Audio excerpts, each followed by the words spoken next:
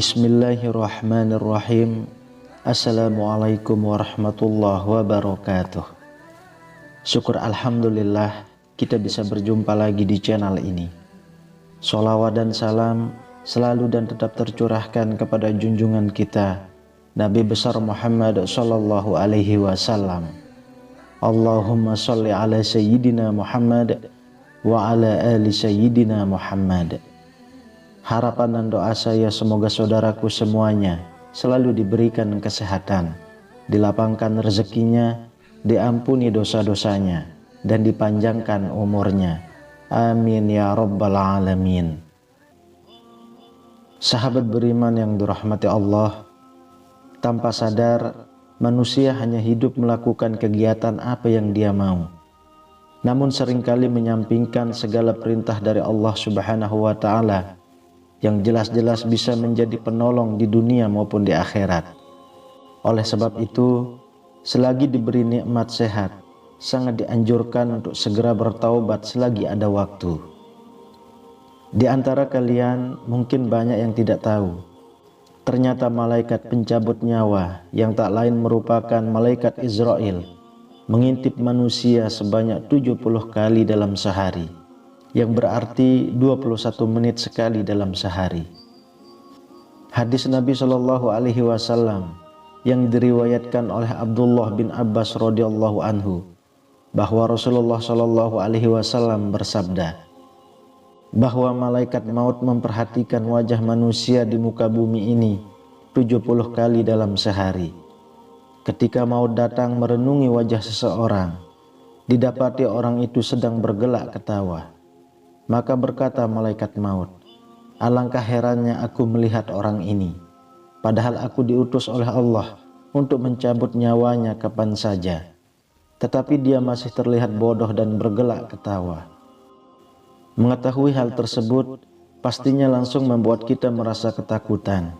Hal itu justru bagus bagi kita. Ini berarti kita sadar bahwa kapanpun dan dimanapun nyawa kita memang bisa dicabut oleh malaikat maut atas izin Allah Subhanahu wa Ta'ala.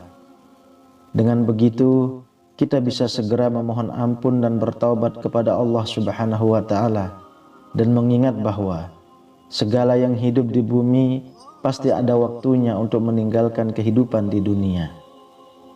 Makhluk hidup di dunia ini tidak ada yang pernah tahu kapan dirinya dipanggil oleh Allah Subhanahu wa Ta'ala. Walaupun bisa dipastikan datang, namun kematian tidak bisa diprediksi ataupun diundur dari batas waktu yang telah ditentukan oleh Allah Subhanahu wa Ta'ala. Allah Subhanahu wa Ta'ala menegaskan dalam Al-Quran, jikalau Allah menghukum manusia karena kezolimannya, niscaya tidak akan ditinggalkannya di muka bumi sesuatu pun dari makhluk yang melata. Tetapi Allah menangguhkan mereka sampai kepada waktu yang ditentukan. Maka apabila telah tiba waktunya yang ditentukan bagi mereka, tidaklah mereka dapat mengundurkannya barang sesaat pun, dan tidak pula mendahulukannya. Quran Surah An-Nahl ayat 61. Dalam surah lain Allah Subhanahu wa Ta'ala berfirman, tidak ada seorang pun yang dapat mengetahui dengan pasti apa yang akan diusahakannya besok, dan tiada seorang pun yang dapat mengetahui di bumi mana ia akan mati. Sesungguhnya Allah Maha mengetahui lagi Maha mengetahui dengan detail.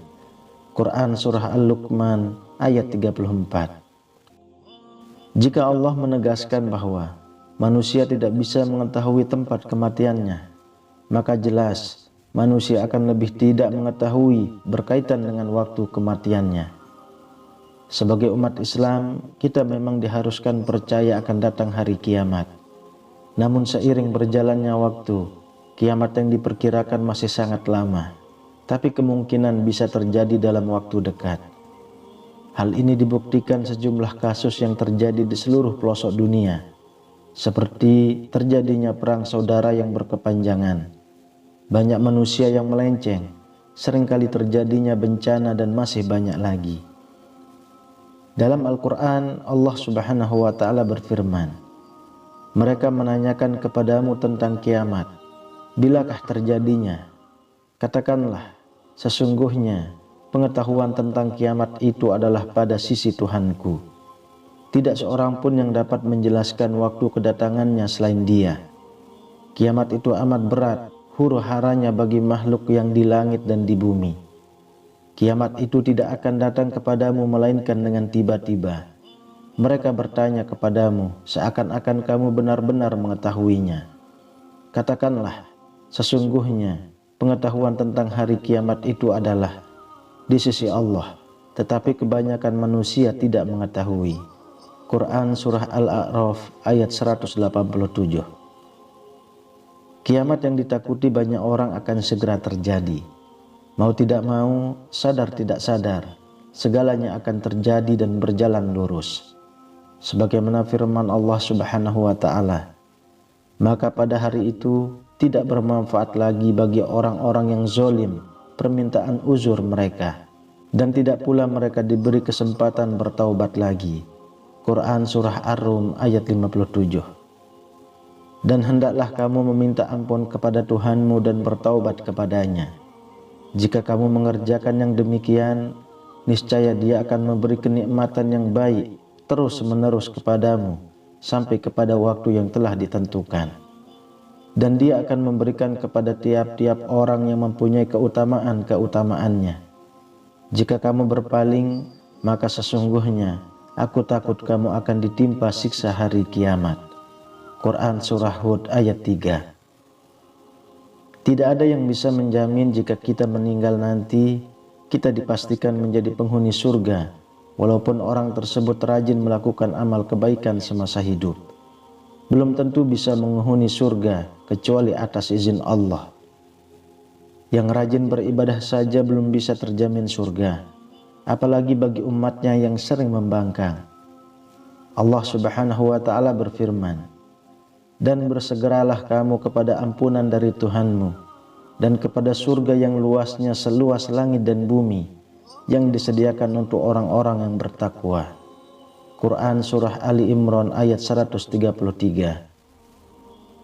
Maka barang siapa yang bertaubat di antara pencuri-pencuri itu sesudah melakukan kejahatan itu dan memperbaiki diri, maka sesungguhnya Allah menerima taubatnya. Sesungguhnya Allah Maha Pengampun lagi Maha Penyayang. Quran Surah Al-Ma'idah ayat 39. Taubat bukan hanya merupakan keinginan hati manusia saja, melainkan juga perintah dari Allah Subhanahu wa Ta'ala. Sebagaimana Allah pernah berfirman, hai orang-orang yang beriman, bertaubatlah kepada Allah dengan taubatan nasuha, taubat yang semurni-murninya. Mudah-mudahan Rabb-Mu akan menutupi kesalahan-kesalahanmu dan memasukkanmu ke dalam jannah yang mengalir di bawahnya sungai-sungai. Pada hari ketika Allah tidak menghinakan Nabi dan orang-orang mukmin yang bersama Dia, sedang cahaya mereka memancar di hadapan dan di sebelah kanan mereka, sambil mereka mengatakan, Ya Rabb kami, sempurnakanlah bagi kami cahaya kami dan ampunilah kami. Sesungguhnya Engkau Maha Kuasa atas segala sesuatu. Quran Surah At-Tahrim ayat 8. Percayalah, bertaubat tidak membuat kehidupan dunia maupun akhirat kita celaka, karena Allah justru sangat mencintai umatnya yang bertaubat. Allah Subhanahu wa Ta'ala berfirman, mereka bertanya kepadamu tentang haid. Katakanlah, haid itu adalah suatu kotoran.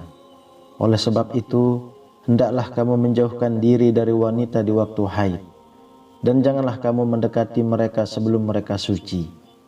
Apabila mereka telah suci, maka campurilah mereka itu di tempat yang diperintahkan Allah kepadamu. Sesungguhnya Allah menyukai orang-orang yang bertaubat dan menyukai orang-orang yang mensucikan diri. Quran Surah Al-Baqarah ayat 222. Sahabat beriman, jangankan manusia biasa, Nabi pun salah satunya, Rasulullah Shallallahu Alaihi Wasallam, senantiasa selalu bertaubat, memohon ampun kepada Allah Subhanahu Wa Taala. Rasulullah Shallallahu Alaihi Wasallam bersabda, demi Allah, sesungguhnya aku meminta ampun dan bertaubat kepada Allah dalam sehari lebih dari 70 kali. hadis riwayat Bukhari. Wallahu a'lam bishawab. Demikian yang bisa saya bagikan, semoga bermanfaat untuk kita semua. Amin ya rabbal alamin. Assalamualaikum warahmatullahi wabarakatuh.